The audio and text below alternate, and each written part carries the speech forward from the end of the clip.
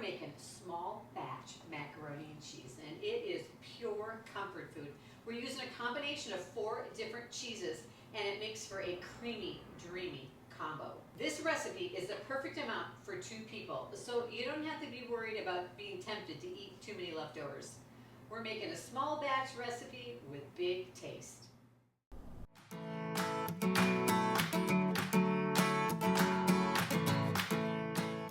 Hi, I'm Leanne from YourHomeBasedMom.com, and today's recipe for mac and cheese, the first time I served it to my neighbors, they talked about it for weeks afterwards, and I think, in fact, they may still be talking about it because it is so amazing.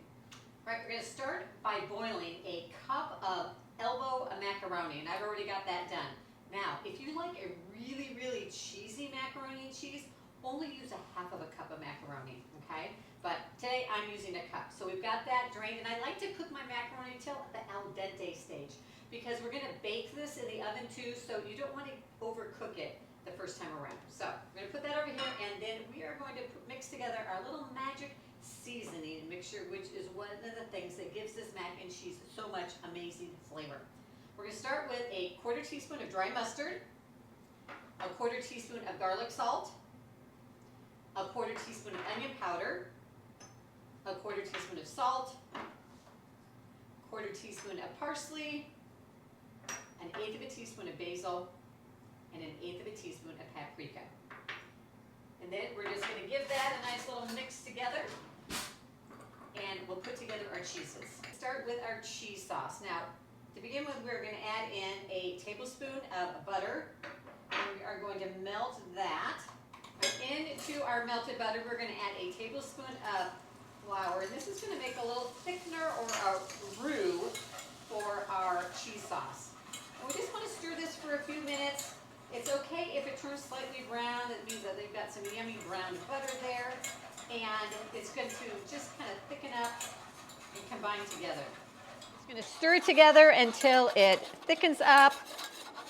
Like I said, if the butter gets a little lightly browned, that is great. It just means a little bit more flavor. And then we're going to take our milk, and we have 3/4 cup of milk. I'm using whole milk. You could use half and half. You could use what you have, but I think the creamier the milk, the more flavor you're going to get. And then we're going to add that in and let that come to a boil. And it is going to thicken up as it boils. Okay, while this is thickening up, I have one of our family's favorite macaroni and cheese stories I have to share with you. You know, my kids, when they were little, they loved macaroni and cheese, but I'm going to be full disclosure, we made the stuff in the blue box. There was like no homemade mac and cheese going on back then. But one night they had a babysitter, and this babysitter decided to make them macaroni and cheese. Well, I guess at her house, they made it from scratch. So she made some mac and cheese, and I'm not quite exactly sure what she did or what she used, but my kids would never eat homemade macaroni and cheese after that. There was like no way.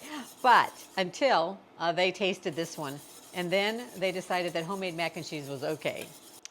All right, after that has boiled for a few minutes, thickened up slightly, we're ready to add in our cheese. Now we're going to use a combination of 4 cheeses. We are using a 1/4 cup of cheddar cheese, and I like a medium to sharp cheddar cheese, a 1/4 cup of Monterey Jack, and a 1/4 cup of mozzarella.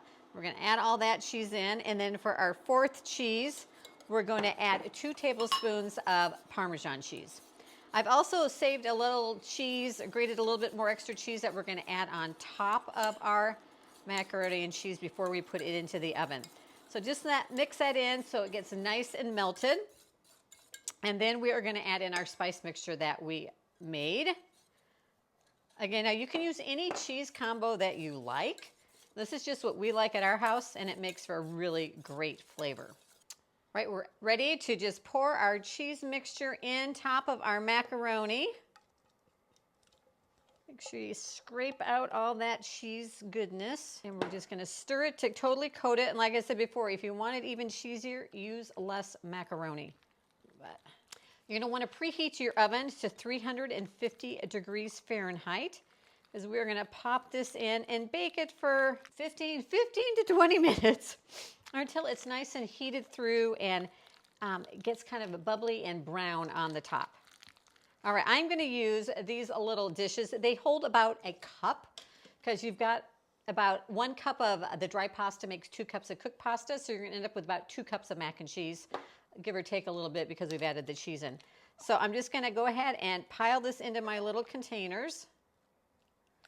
Now, when I initially made this the first time, this recipe is actually in my cookbook. If you didn't know, I have a cookbook. It is a slow cooker cookbook, and I'll link to it down below. And I originally made this recipe in the slow cooker, so it can be made in a slow cooker too.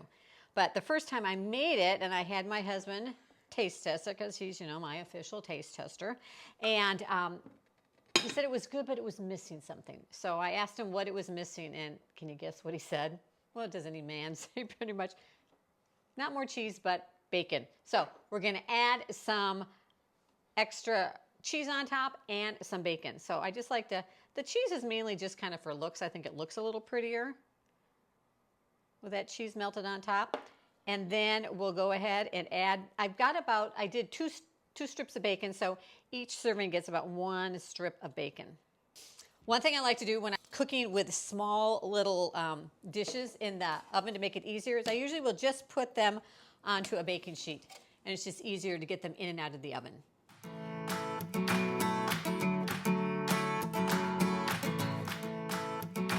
Our mac and cheese is done. It is ready to eat. Now, one of my favorite things to eat mac and cheese with is my crock pot beef brisket, and I'm going to link to the recipe right up there. It's super easy and really delicious, so let's give it a try. Ooh, cheesy goodness. So good. And so much better than that stuff in the blue box. Thanks for joining me in the kitchen today. Make sure you subscribe to my channel down below and turn on notifications, and I will see you back in the kitchen in my next video.